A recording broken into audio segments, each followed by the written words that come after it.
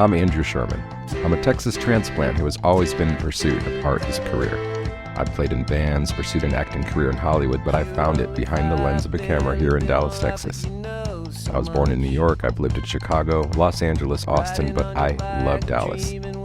There's a magical artistic scene in Dallas that mostly goes unnoticed to the outside world. This podcast is focused on what makes it so special and the people who make it thrive artistically. If you don't live here, and even if you do, you might not have heard of them. This is the Dallas Famous Podcast. So who you gonna be? Who you gonna be when you're all grown up? Who you gonna be? Who you gonna be when you're over us? Yeah. This week, we have prolific songwriter and musician John Dufilho. John is best known for fronting the indie rock band The Death Ray Davies, but he's released some great solo records as well.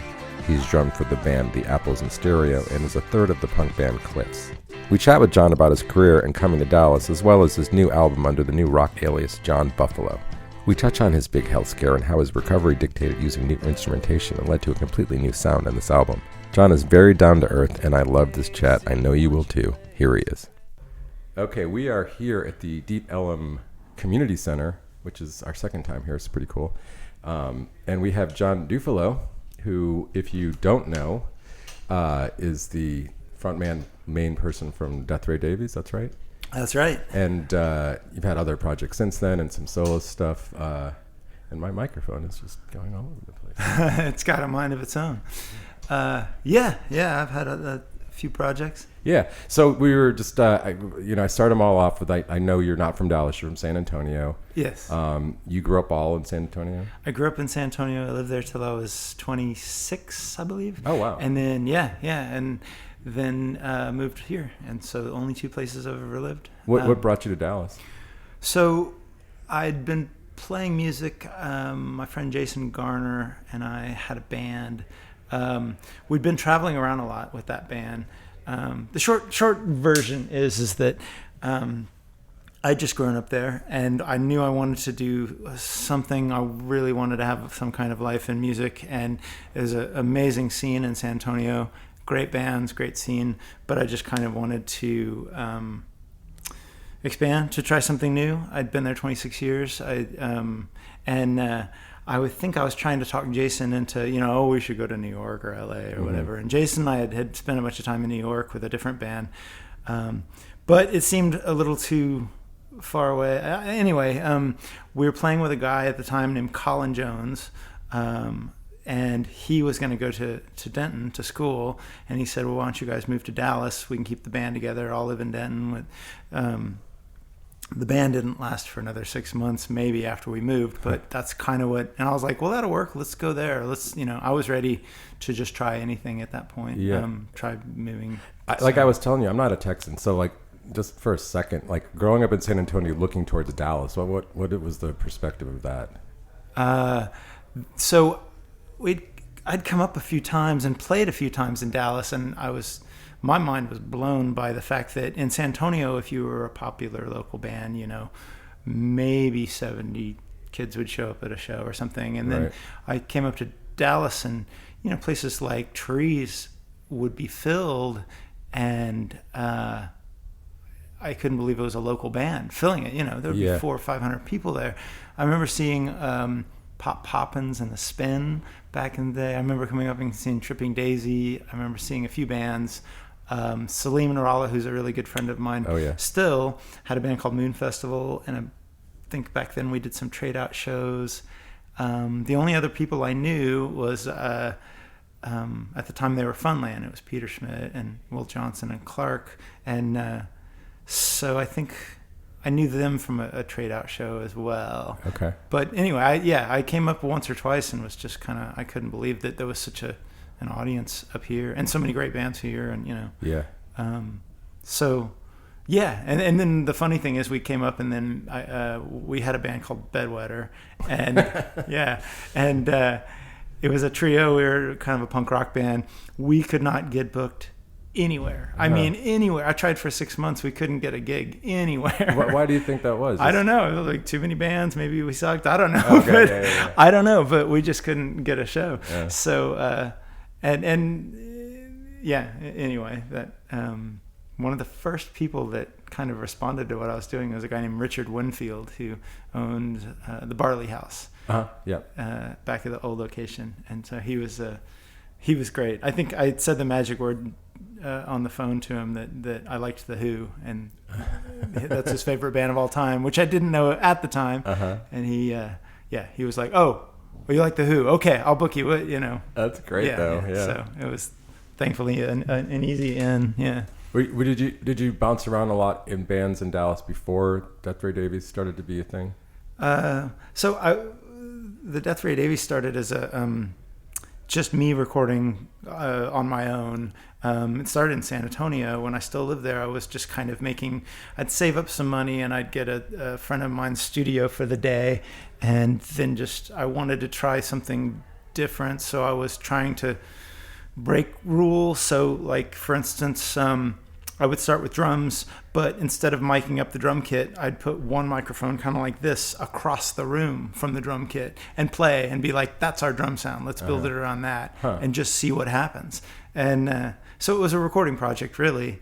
And when I moved up, I think, so one day I saw Peter Schmidt, and he had started LCC, Legendary Crystal Chandelier, and he was looking for a drummer. And he only knew me as a singer, guitar player, and he told me he needed a drummer. And I said, well, I'll play drums. And he was like, no, I need a drummer. Like I need, and I said, no, I can actually play. So we got together and rehearsed, and he liked what he heard. So I played that. I think was kind of my first band I joined when I moved, was LCC. And then he joined, and then eventually I put together the Death Ray Davies, and Peter was, our guitar player for the first couple of years, until both of our bands started getting a little too busy, and then we quit each other's bands to focus on our own. Yeah. Right. So yeah, LCC was, I think, the first band I joined, and then the Death Ray Davies got kind of busy pretty quickly, and that led to a bunch of touring that. Just kind of driving in a van around America for about 6 years. Sure. I feel like I if you listen to podcasts, I do, I always I got ahead of myself, but I want to go back a little bit too. What were your first music moments? Like when you were a kid, what was the first moment when you're maybe had is there a moment where you're like, this is more than just listening to something in the back? I feel a connection to this music thing. My first connection, probably without even knowing it, was driving around in the back of my parents' car, and they'd have the radio on. And one thing that stands out to me for sure was, I remember hearing a song. It was just on the radio, and it was Bus Stop by the Hollies.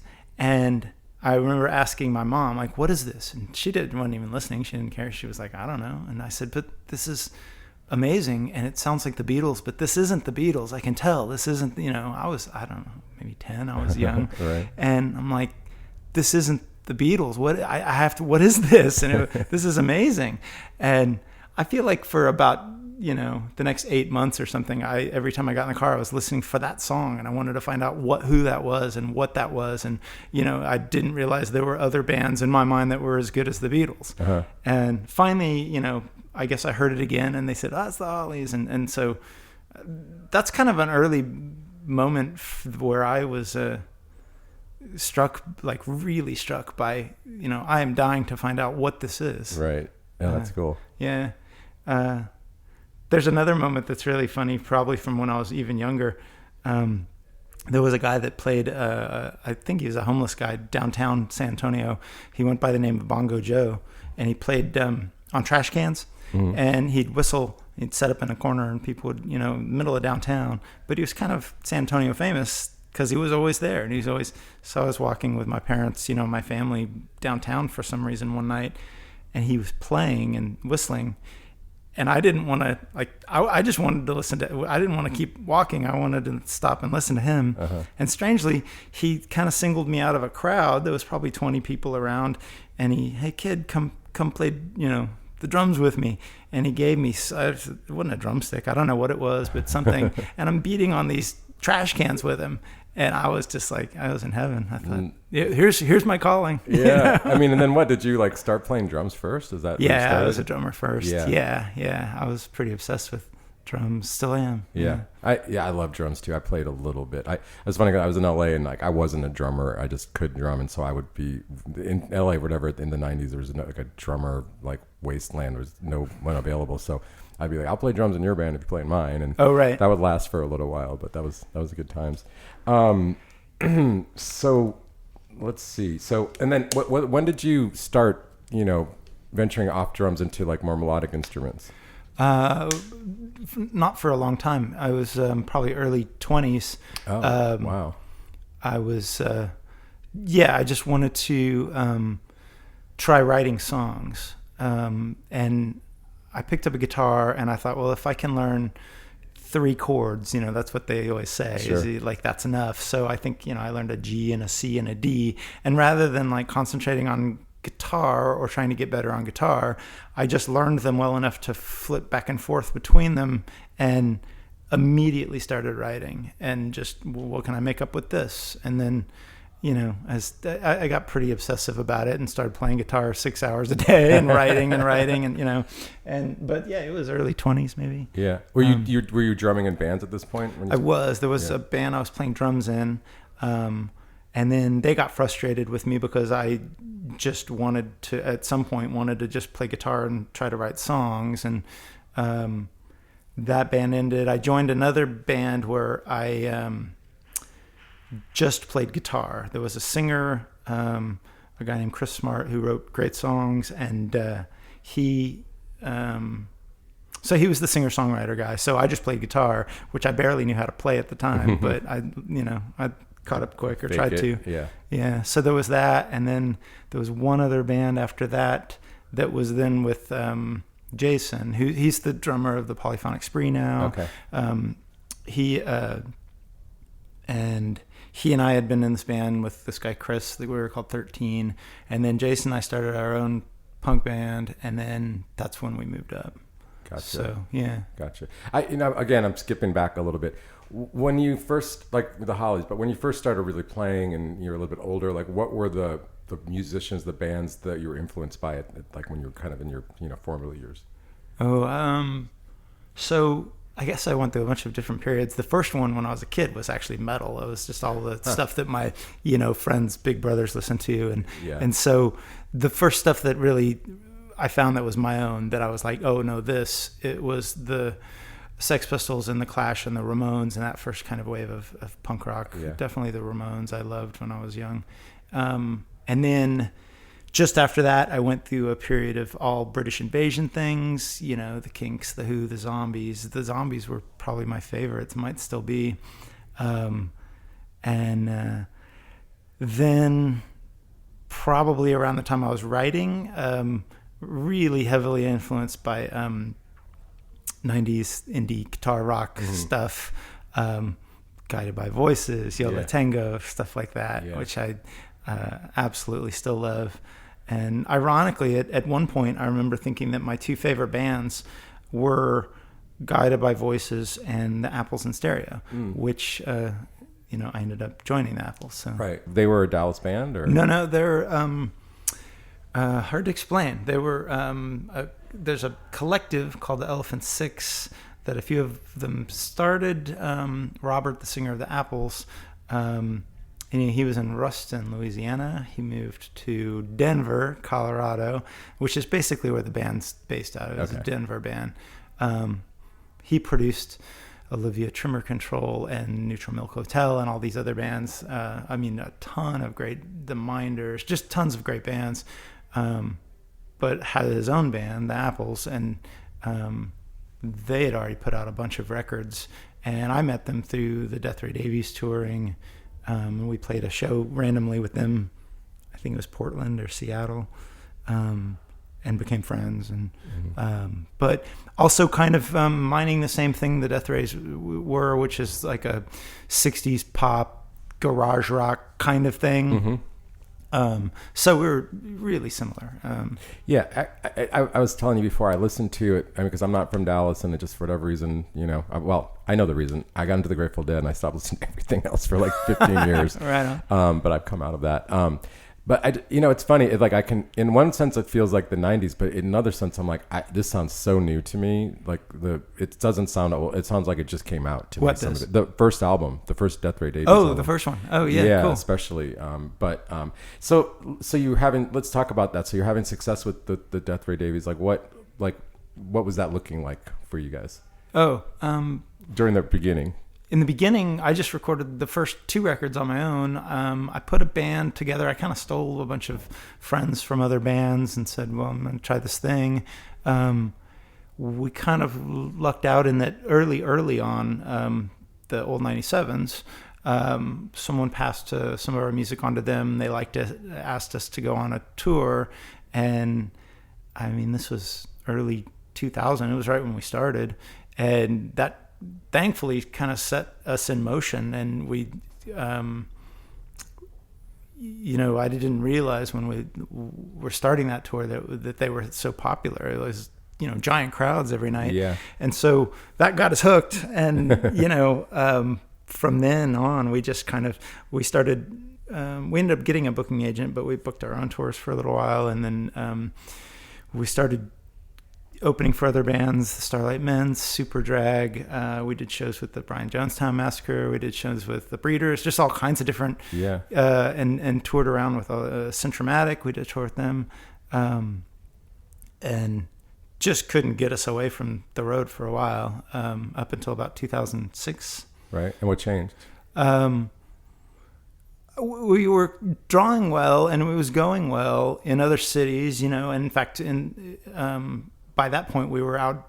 We had bigger shows in other cities than in Dallas. It was good, but 6 years of a bunch of guys in a van, we weren't making much money. And I think we just needed a break. So we decided, okay, this is just going to go back to being a recording project for a while. We'll take some time off and sort of rethink this thing. And then that ended up being 15 years. Wow. Yeah, I mean, but then you started doing solo albums. Well, no, then actually I, strangely, right when we made that decision, about 2 weeks later, Jason, who was actually our bass player, although he's a drummer, he's the bass player with the Death Ray Davies, and he called and said, hey, I'm going to join the Paper Chase. They asked me to come play drums, and so he was off doing that. And then about a week later, the Apples asked me to play drums for their band. So then I went off and spent, the next 5 or 6 years playing with the Apples and touring with them. In between all that, we would get together, Jason and I would get together and record as Death Ray. And all the time, like whatever spare time we could find, we ended up doing like 40 songs that... I was trying to be really ambitious, and not just with the number of songs, but with the scope of the songs. And somewhere I lost my mind over it and shelved the whole thing, and it's never come out. But at some point, I want to put it out. It's a pretty ambitious record, like I said. Yeah, but I want to hear that. It was a time. But so I was playing with Apples for a while, and then 2010, my daughter was born, and I didn't want to be on the road. Understandable. I wanted to be home. Yeah. So somewhere in there, I started a recording project called Corner Sons. We'd always had another one. I write a lot of songs, so I have a lot of different. We had another one called I Love Math that we'd play Sunday nights at the old Barley House. I started a band called Cliffs with 3 Fs, which is another punk rock band. And I started playing bass for a band called Motorcade.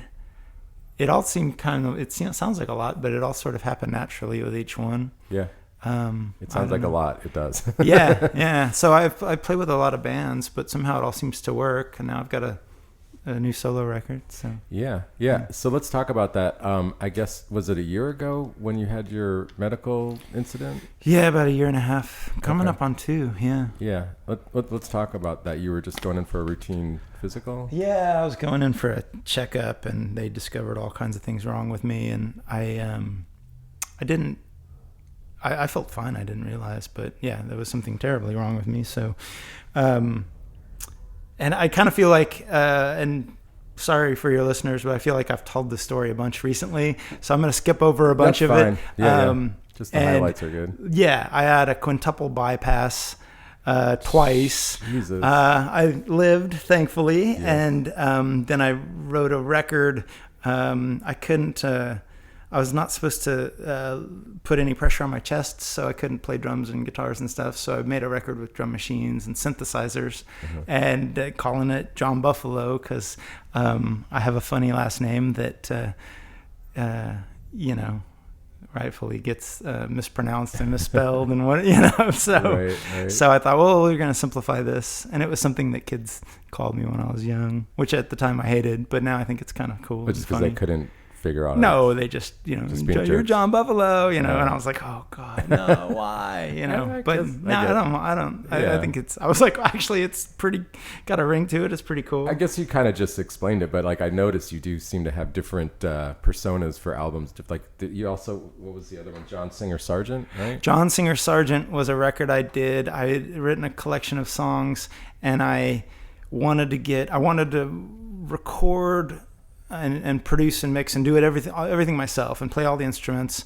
But then I wanted to get a different singer for each song, and that's what I ended up doing, and just asking a bunch of friends being all very amazing musicians. Oh, I was floored that they all said yes. It was most of which I knew. There was a handful of people I didn't really know that I just reached out and said, hey, do you have any interest in this? And so. And Corner Sons is actually the sequel to the John Singer Sargent record, but it was a bit of work to get all those different singers and organized. So instead, I just got one singer, which is Brandon Carr. He had a band called the Earlies that I liked a lot, and he's an amazing, amazing singer, songwriter of his own. He's awesome. So so I got him for the second one. And once again, I played all the instruments and did it all, but he came in and sang. So that's been a fun recording project. So I'm thinking because I did your new stuff with the electronic it's a departure, but it makes, if I didn't know the story, I'd be like, wow, like what the hell? But it makes perfect sense. But so now I'm curious, and I'm planning on going to your show, cool. Which I think this might be coming out like 2 days after, unfortunately, but it's the 10th. It's the 10th. So this is going to come out on the 11th, I think. Oh, gotcha. Yeah, or the 12th, whatever the Sunday is. Yeah. How was the show? Did you have fun? It was great. It was fantastic. It's the best show you've ever seen? Yeah, I mean, and I liked that thing you did at the very end. It was great. Oh, yeah. Well, we won't. But what I was going to ask is, I'm curious, and I'll find out, but like, so you did this where you couldn't play these instruments. So then do you bring any of those instruments back in, or when you're playing live, is it all like electronic? Or? So I decided... My first thought, just because I'm the band guy, I'm a guitar, drum, bass, that's my first thought was, I'll get a band, but then it's so specifically a synth and drum machine record that it would, it wouldn't do any service to the record. So I thought, no, I'm going to go the opposite way, and I'm going to play some tracks. I'm going to get up with a microphone and have fun. So there's nobody else playing with you? No, it's just me and a laptop. And that's an easy tour right there. I think so. I mean, there's a lot of, it's interesting. My only thought is, well, I'll borrow a guitar or something in case something, self-destructs with the laptop, and then I guess I can do that. But hopefully it'll be fine. Yeah. I've only done it once before. Good Records had a record store day and asked me to play, and I got up and did like 6 songs, and surprisingly had a great time. So because I didn't think I would. I thought good. That's the thing, because I used to play guitar. Well, first I sang, and then I played and sang, and then when I had to not play guitar and sing, I felt awkward. Yeah. So like you don't have that going, or? Well, yeah, it's super awkward. It's Yeah, I honestly thought that Good Records thing was gonna just be a one-time only, like I'll do this and it's gonna feel awkward. But strangely, the opposite happened. I got up and just had fun and just thought, well, the nice thing that I'd never considered is there's really I'm not really known as some great singer, so nobody's expecting that from me. So, and there's nothing to mess up. Like it's not like I'm going to mangle some guitar chords or forget Right. So it's really like, wow, I can have a beer and just kind of go with this thing and see what happens. So yeah, you can, it's like Salim where he has like 15 different versions of a live show, whatever is needed. Yeah. Do you see yourself doing more of this solo stuff? Yeah, maybe, probably. I think it sort of goes hand in hand with how I've always been about music. I from when I was a little kid, I never had any kind of B plan. I never wanted to do anything else. Mm-hmm. So it seems like every year of my life, I tack on another project or another. Okay, well, I'm going to be a bass player now, or I'll be a drummer for this, or I'm going to be just a songwriter. I'll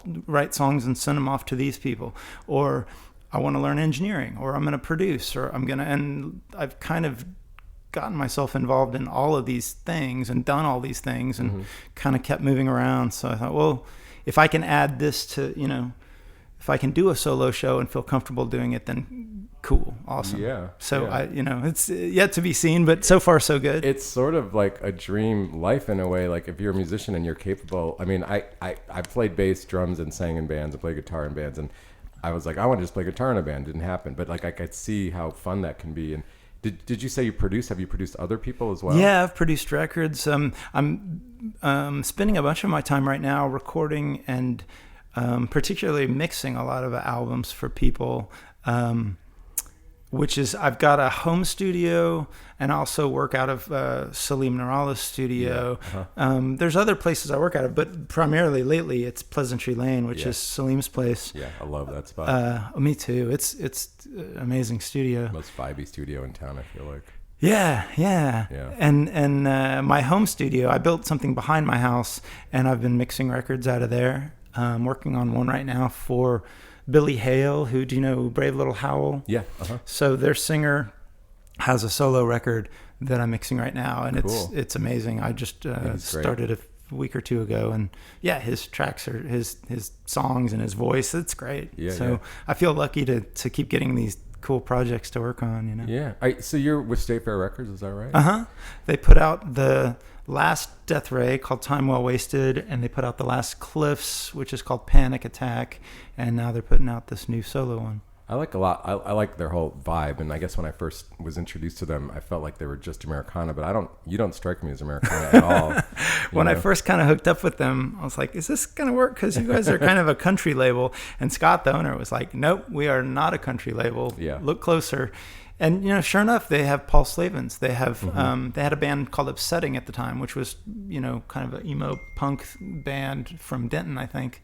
They have, it's primarily kind of Americana and country leaning. And certainly they had probably the most attention from Joshua Ray Walker and from the Vandaliers' early record. And, but, I don't know.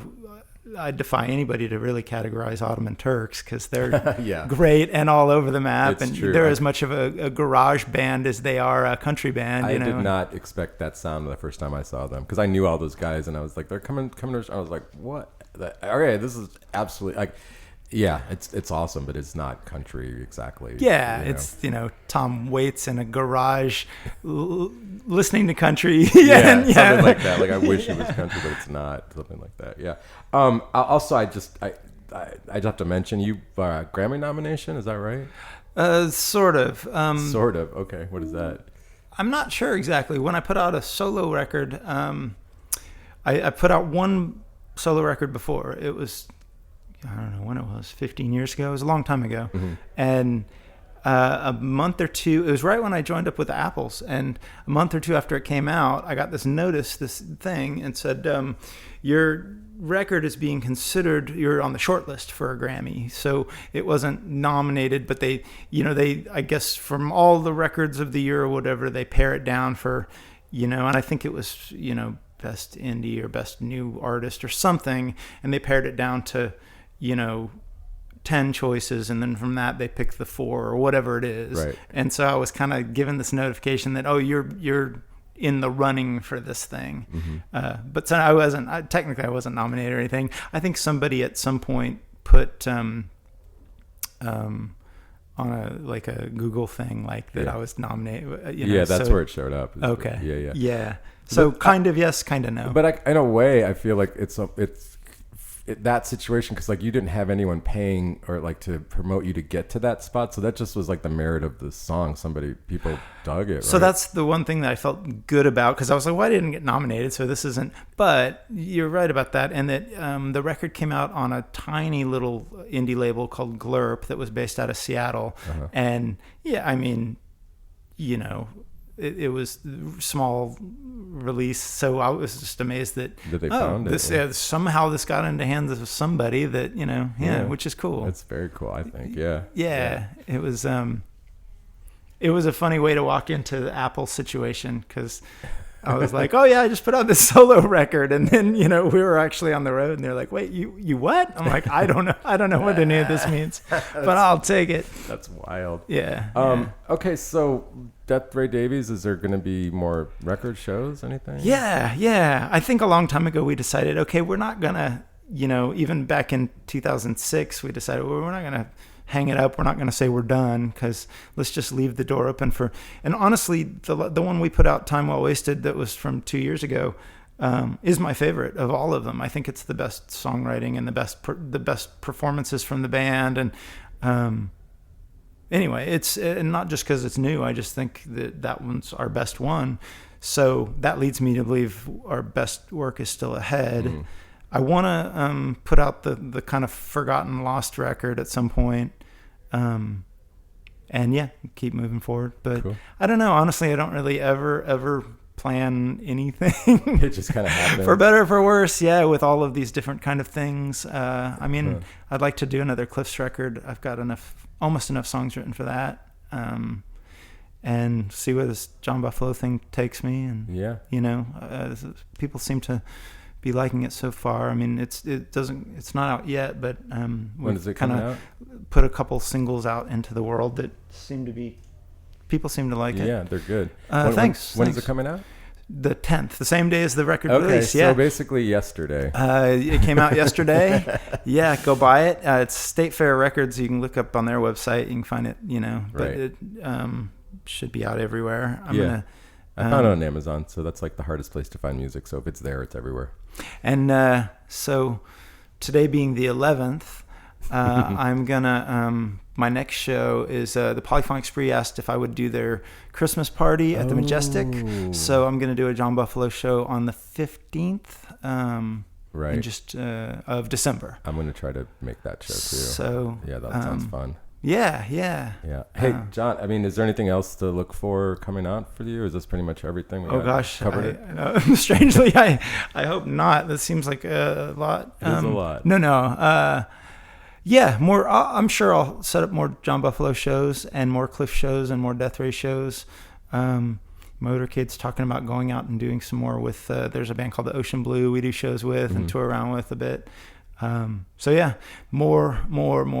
Bring it on. I like it. Hey, thanks again for reaching out and for coming on the show, and we're excited to hear all the new music. Thanks for the interest. I appreciate it. Right on. Yeah. I'd like to thank John Dufilho for being my guest. His new album, John Dufilho, is out now. You can check it out everywhere. Theme song, Unstoppable by Celine Narala. Thank you for listening. Please like, subscribe, follow, all the good stuff, and share it with your friends. We'll see you next time.